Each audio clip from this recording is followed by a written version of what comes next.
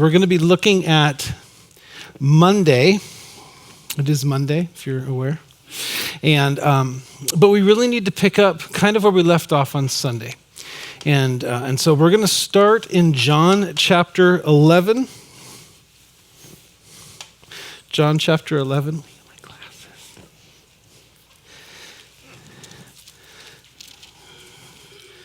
I have a great wife who's going to make sure I can read things and get me my glasses.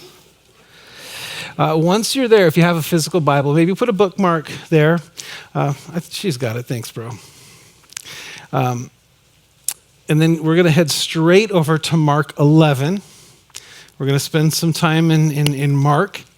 And then we're also, as we're piecing together the events, the timeline, and the chronology of these days, today we're going to be in Matthew 21 and Luke 19 as well. So if you want all of those listed off together, we're going to start in John 11. Then we're going to go to Mark 11, and then we're going to be looking at Matthew 21 and Luke 19.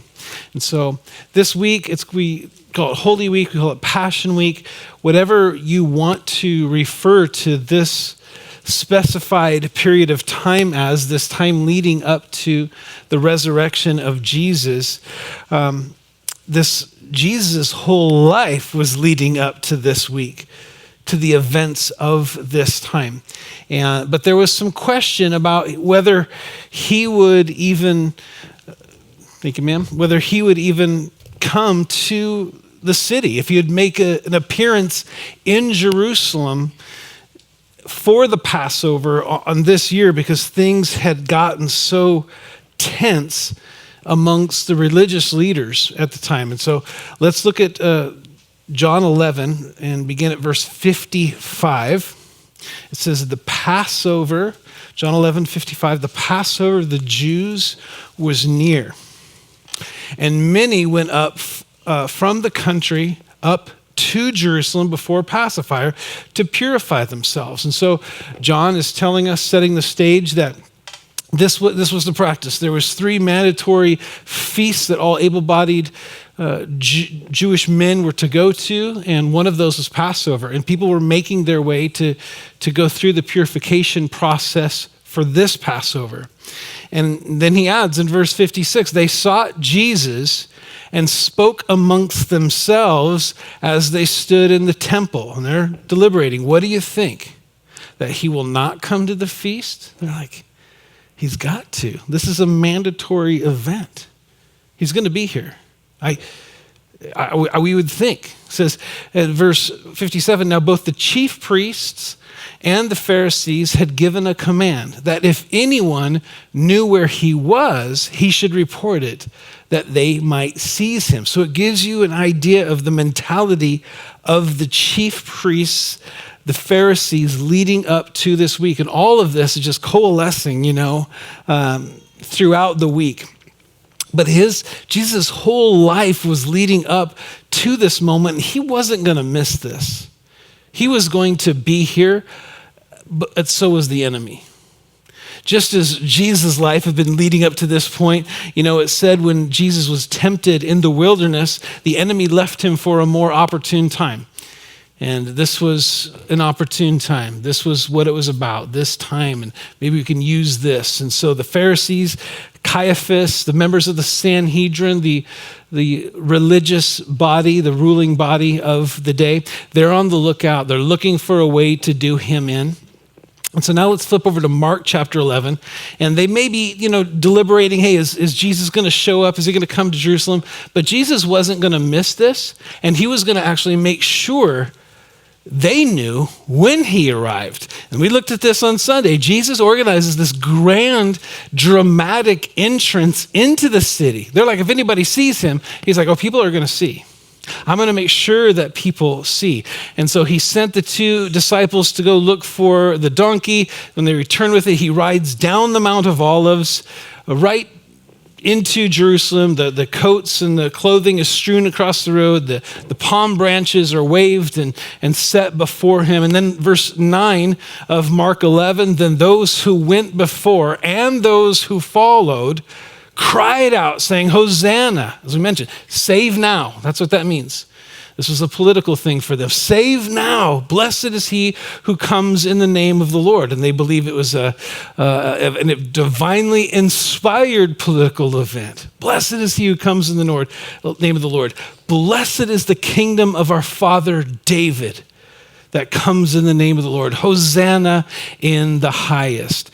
As we mentioned on Sunday, again, this was in exact accordance with a prophecy that was made 500 years or more than 500 years before in Zechariah 9:9, that Jesus would come into the city with salvation, lowly, riding on a donkey. And so as he is coming into the city Sunday, the excitement level is at 100. People are preparing for the Passover, which already has this extremely patriotic feel. The Passover, as most of you are well aware, was a feast of remembrance. It was reminding them of what had once happened, that the nation of Israel in its infancy was miraculously set free from the bondage of the Egyptians.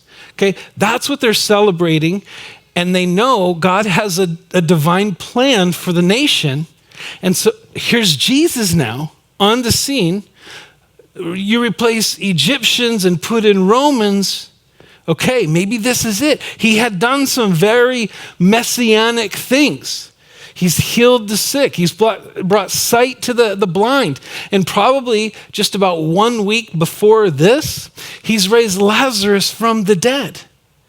And so there is this fervor amongst the people that we're going to have another Passover, dramatic deliverance like we once did, that's going to repeat itself. And so there's this fervor, this excitement and enthusiasm amongst the people, but it's not matched by Jesus. He isn't like maybe we would. He's not feeding off of their enthusiasm. He wept for the city. He understood they didn't know what made for their peace.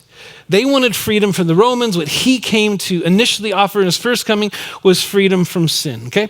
We looked at that on Sunday, but now let's pick up Sunday late afternoon after the triumphal entry. It says in Mark 11, and Jesus went into Jerusalem and into the temple. So when he had looked around at all things, as the hour was already late, he went out to Bethany with the 12, okay? Just on the other side again, if you were here with us on Sunday, the city, 2 miles east, just down the Kidron Valley, up the Mount of Olives, and on the eastern slope of the, I should have done it the other way, but it's backwards for me. The eastern slope of the Mount of Olives is Bethany, okay? And it says that he went because it was late and he looked around at all things. Well, he's looking around at the temple. If you can try and put yourself into the context, instead of it being a place of worship and prayer and ministry, he saw that the temple had turned into a flea market. It was one big swap meet. Animals were there for sacrifice. There was cattle, there was doves, there was sheep, all of that. They could all be purchased, but it was a huge racket. Worshipers would come with their sacrifices, and I can just imagine that people are making these sacrifices, that most of them are sincere. They're genuinely wanting, to offer this in accordance with the law. There's sincerity. They'd come with their sacrifice that was a sacrifice, only to be told their animal wasn't good enough. That's not going to cut it. But do we have a deal for you? We'll take that sacrifice and make a trade-in towards a pre-certified, pre-qualified, pre-approved animal that you can purchase today, guaranteed to make a great sacrifice. And then, like, oh, wow, okay, that's not what I was expecting. I guess I will. I'll make that trade in, here's some money to go. Oh, not with your money. You have to use in-house financing. You only our money, only the temple currency could be used. And obviously there's a convenience charge since we have to do the conversion for you to the exchange rate. And so the whole thing was a racket. Your animal isn't good enough. Here's one, can't use your money, so we're going to get you on the animal, we're going to get you on the money. And then what they would do is take that animal that was brought in and trade. It sounds like used cars, but then they would turn around and sell it as a pre-certified one for someone else. And so there's just a huge racket. It was big business. Lots of money to be made off the backs of sincere worshipers. And Josephus, this Jewish but not Christian historian, would tell us that it was actually the family, it was Caiaphas' family, the family of the high priest that ran this money laundering operation. And that's good to keep in mind, again, as all of these things are coming to a head this week. And so Sunday afternoon, Jesus looked around at all things. He noticed the taxes, the exchange rates, the selling, the buying. And instead of those who were there to offer sacrifices, they were involved in the stock market, really, and banking. Then it says the hour was late. He went out to Bethany with the 12. He takes this evening to rest, to reflect, and because when we pick up on Monday, we're going to hear he's hungry. I think maybe he was fasting as well. And so it says, Mark 11, verse 12. Now the next day, that's Monday, when they had come out from Bethany, he was hungry. And seeing from afar a fig tree having leaves, he went to see if perhaps he would find something on it. When he came to it, he found nothing but leaves, for it was not the season for figs. In response, Jesus said to it, "Let no one eat fruit from you ever again." And his disciples heard it. So he comes back into Jerusalem the very next day, the same common path from Bethany down the Mount of Olives. And from a distance, he sees this fig tree. It's full of leaves. As he and the disciples get closer, there's no fruit. It's just leaves. And he pronounces this judgment on the tree. Let no one eat fruit from you ever again. And this passage, this text can make people uneasy, uncomfortable a little bit. Like, what are we reading here about Jesus? This is the only time that we read about Jesus performing a miracle that's destructive in nature. Everything else was constructive. It was positive. But this is a pronounced judgment that is going to take place on this tree. And it even says here, this wasn't the season for figs. But the fact of the matter is there's two seasons for figs. The first arrives in the spring about this time of year, and that's simultaneous with the very first leaves that would be produced on the tree. It's not the main season of figs, but figs are produced, and they can be produced. It's not the good season for figs. It's not that second season that'll come later in the year, but these are good enough to eat. They're edible, and these are the ones that Jesus expected to see, because it was the season for those. And he saw the leaves and he said that the leaves would tell you things are thriving. Things are good. I'm bearing fruit. But as he got closer, upon inspection, there's nothing to show for it. There was no fruit. It just looked like it should be producing fruit, okay? The fig tree throughout Scripture is emblematic of the nation of Israel. And they had everything, like this fig tree, they had everything about them that would say that they should have a spiritual life. They had a long history with the Lord. They were the recipients of the inspired scripture. They had the temple. They had the prophets. They had Moses, the law, Elijah, David. The list goes on and on. Everything outward said they should be producing fruit. They should be flourishing. But those leaves, everything outward that said that was hiding the fact that there was no true spirituality within them. There was no true desire to be right with God. Everything was just to fit in the box. It was just produce the leaves, just have the outward, have that be good enough. And as we consider this about Israel and think, oh, that's fascinating, that's interesting, how about our own lives? We want this week, don't we, to be time where there's self-reflection, where we're looking at our own lives. Is there things in our life that, man, what I'm doing here, I'm producing leaves. I'm presenting something that's not true within me. What's going on in my relationship with the Lord isn't bearing that type of fruit. It's just producing foliage. So there's some incredible application for us that it can be easy for us to just go along and to not address within our own lives how our relationship is with the Lord. Let's have this week every day be a time where we are pausing and saying, Lord, how am I with you? I don't want to be one that is just producing leaves. I want to be producing fruit in my life. Lord, I know that you don't want me to just keep up appearances. It's not healthy. That's not good. Just to have the outward, the going to church. I'll memorize a verse. I'll tithe. That's all leaves. But where's the fruit? There's something of substance there that is something that we can offer to the Lord that is going to satisfy him. And that fruit only comes from abiding. That's the only way this fruit is produced. It's not produced by trying harder, it's by abiding. John 15 verse 5 says, Jesus says, I am the vine, you are the branches. He who abides in me and I in him bears much fruit. For without me, you can do nothing. Without me, there is no fruit bearing. And so when Jesus is looking at our lives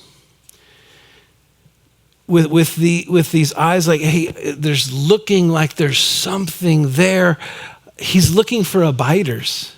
That's what he's looking for. He's looking not for performers, not for ones that are just producing foliage, but ones that are producing fruit. That's what he wants in our life, and it only comes one way. It comes from abiding with him. Let's have this week be a time of abiding, of presenting something that's going to be satisfying and fruitful to him. Psalm 1 tells us that we should be those that are planted by rivers of living water, and when we're bearing fruit in our season for others. Okay, we're planted in who he is, planted in Scripture. That's where the strong, secure, abiding fruit takes place. It's just putting our roots deep in who he is. Okay? So Jesus pronounces this judgment on the fig tree. Part 2 of this we will see on Tuesday, tomorrow. But now let's go, if you flip over to Matthew 21. Matthew 21, and we'll pick up what takes place here on Monday. Matthew 21, verse 12. It says, then Jesus went into the temple of God and drove out all those who bought and sold in the temple, and overturned the tables of the money changers and the seats of those who sold doves. And he said to them, it is written, my house shall be called a house of prayer, but you have made it a den of thieves. Just an incredible picture. As I'm reading this, I thought, man, it would have been dramatic effect if I had a prop set up here just to surprise you guys and just like, would you be surprised if I did that? Imagine how surprised they were. This is their business. This is their racket. Who's this carpenter from up north in Galilee coming down here messing with our stuff?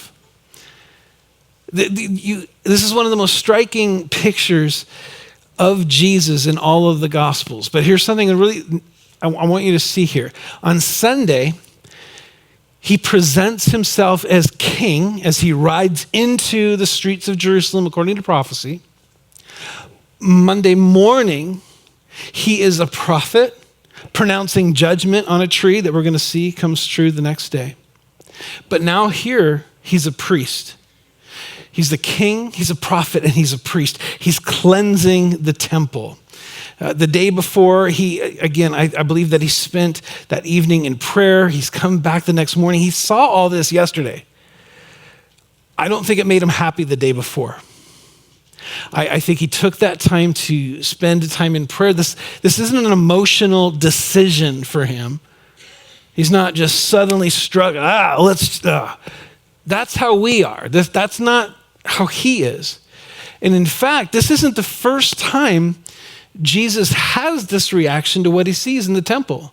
As many of you know, in John chapter 2, when Jesus began his ministry, this cleansing of the temple, this priestly role that he fills bookends his ministry. In John chapter 2, it says he went in and actually he fashioned a whip of cords. I imagine that takes a little time too, to braid something together and then use that If you can picture Jesus to drive out these money changers, an actual whip. Anybody ever use like a bull whip or something? It is a stunning, there's not enough whips around. Like it is a fun, see, that's my attitude. I don't think that's his attitude. He fashioned this though, not to get a good reaction, not to show how dramatic he is about this, because this is what's going to be effective in making this spot what it was supposed to be. And he did that at the beginning of his ministry, and now here are 3 years later, he's back here at the temple in the courtyard of the Gentiles, a place that travelers from all nations were to be welcome and to pray. Huge open area, larger than 6 acres. If you're not familiar, and you don't have the spatial thing, like what's an acre? Our property is 5 acres, and then there's like this little notch that we don't own right here. If you add that, it's 6 acres, okay? That's the size of the Temple Mount area here.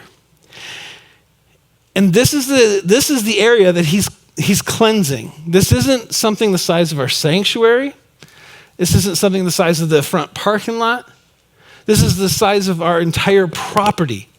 And sometimes I think, and our day and age doesn't help with this, but we think, oh, Jesus is the lover of people, and we should, because he is.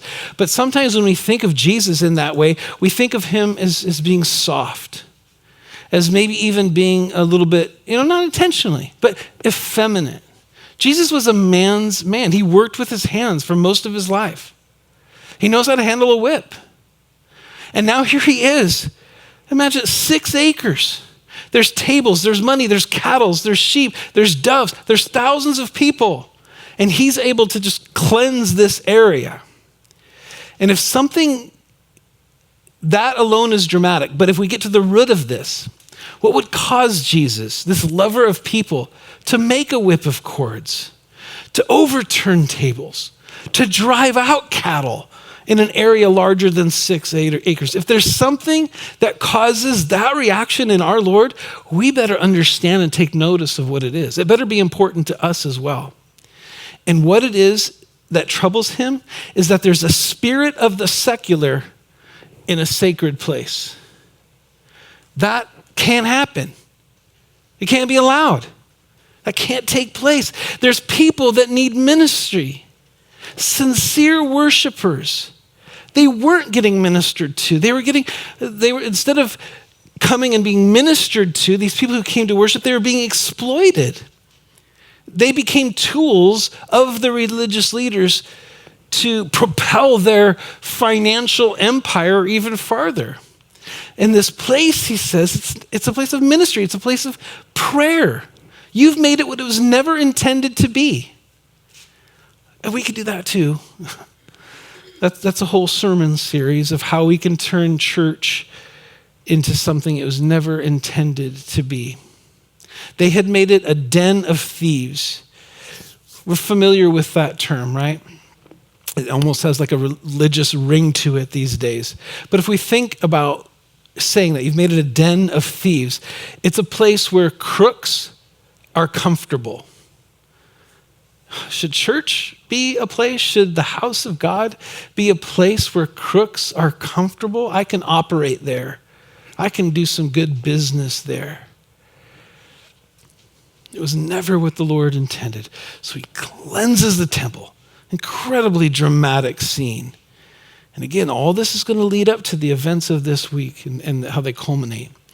So after he cleansed the temple, it says verse 14, then, I love this, so beautiful. Then the blind and the lame came to him in the temple and he healed them. Let's get this out of there, what it was never intended to be. And then those who are really in need of ministry were allowed to come. Mark 11 adds, he wouldn't allow anyone to carry wares through the temple. There's no burdens to be had in this place. And then in Luke 19, verse 47, it says that he spent the day teaching in the temple.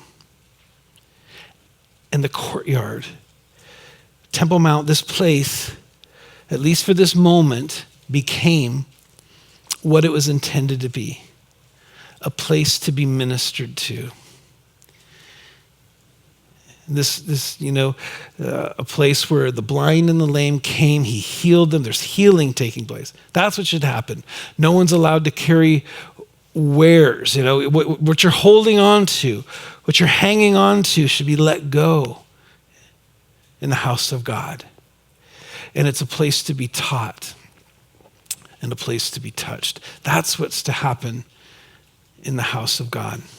But, verse 15, when the chief priests and the scribes saw the wonderful things that he did, it wasn't wonderful to them. And the children crying out in the temple saying, Hosanna to the Son of David, they were indignant. All of this true ministry is taking place, and the religious leaders are indignant and said to him, do you hear what these are saying? He's calling us thieves. This is a den of thieves. That's us. They're calling him the Messiah, David's son. This isn't good. I don't like that. Do you hear this? Jesus said to them, yes, period. I do hear what they're saying. Have you never read? Out of the mouth of babes and nursing infants, you have perfected praise. This is perfect praise. This is true worship and praise that's taking place in the place that it should be taking place in the temple.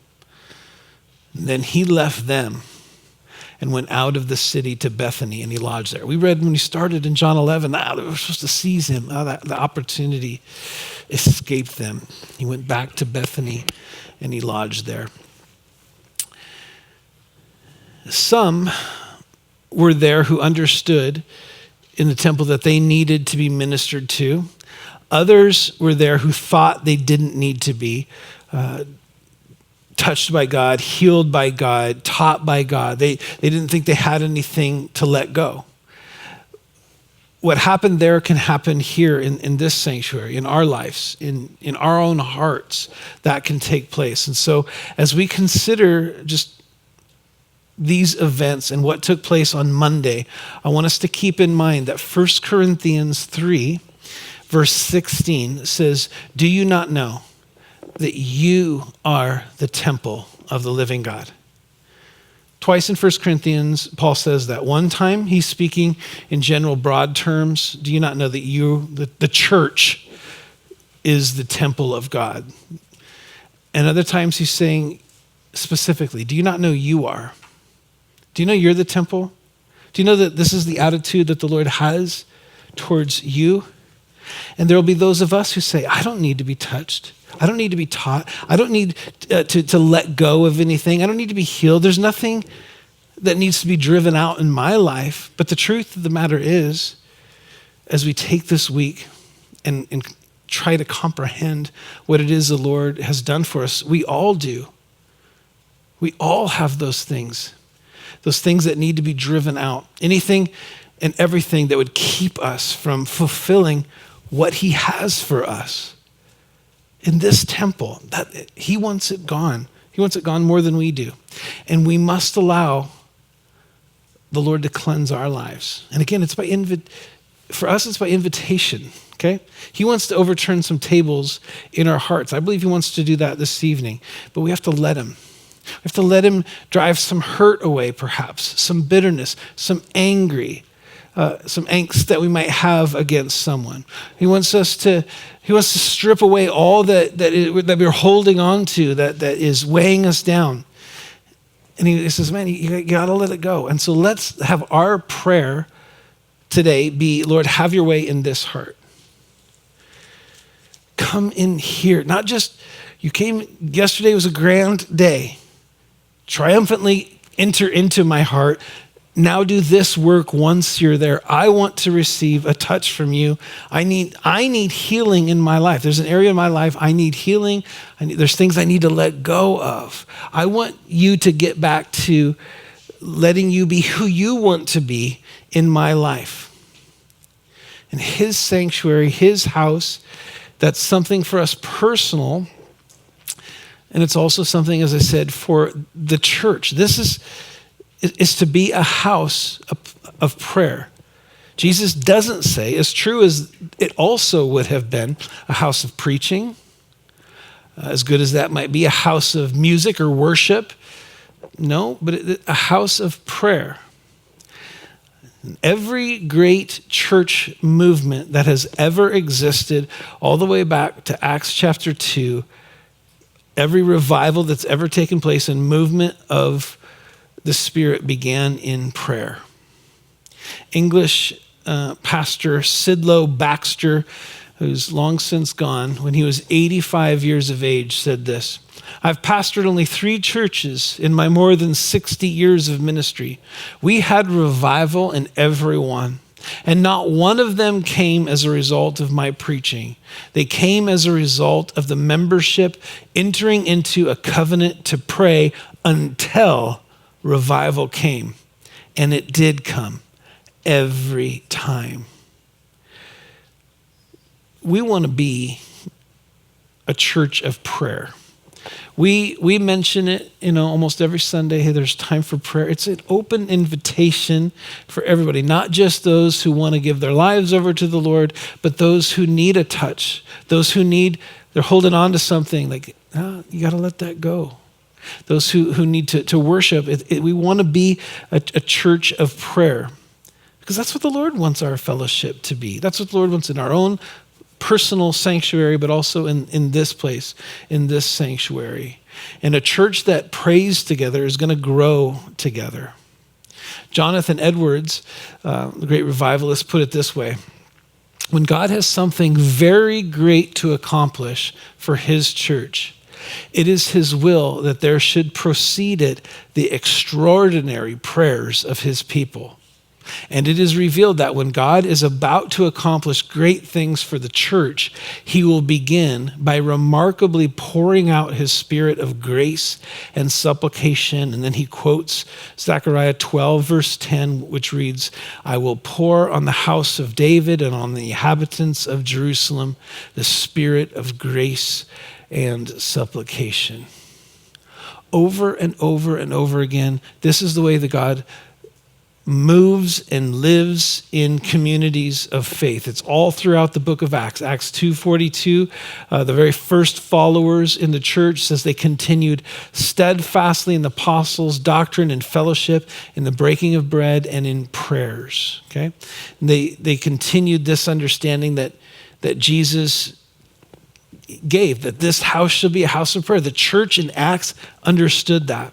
And one more quote for us, that's from Spurgeon. It says, "Oh, men and brethren, what would this heart feel if I could but believe that there are some among you who would go home and pray for a revival of religion, men whose faith is large enough and their love fiery enough to lead them from this moment to exercise unceasing intercessions, that God would appear among us and do wondrous things here as in the times of former generations."